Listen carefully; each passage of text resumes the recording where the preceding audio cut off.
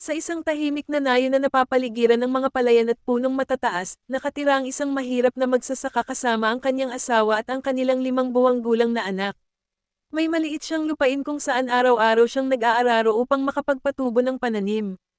Ang kanyang tanging kasama sa trabaho ay ang kanyang kabayo na si Badal, kulay puti, matipuno, at tapat sa kanya na tila tunay na kaibigan.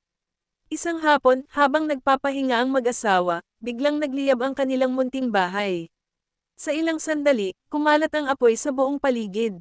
Agad silang tumakbo palabas upang mailigtas ang sarili, ngunit naiwan sa loob ang kanilang sanggol. Napasigaw sila ng tulong, puno ng takot at pag-aalala. Dumating si Badal na tumatakbo mula sa bukid. Nakita niya ang makapal na usok at narinig ang sigaw ng kanyang amo. Hindi siya nag-atubili, tumalon siya diretso sa nasusunog na silid. Sa loob, halos hindi siya makakita dahil sa usok, ngunit nakita niya ang sanggol na nakabalot sa tela. Kinagat niya ito ng maingat at tumalon pabalik palabas ng apoy. Naiyak sa tuwa ang mag-asawa nang makita nilang ligtas ang kanilang anak. Niyakap nila si Badal at nagpasalamat mula sa kaibuturan ng kanilang puso. Mula noon, itinuring nila si Badal bilang miyembro ng kanilang pamilya.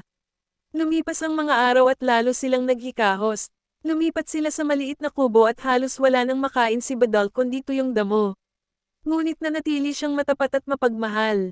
Isang araw, inanunsyo sa nayon ng isang malaking karera ng mga kabayo. Naisip ng magsasaka na isali si Badal, umaasang mababago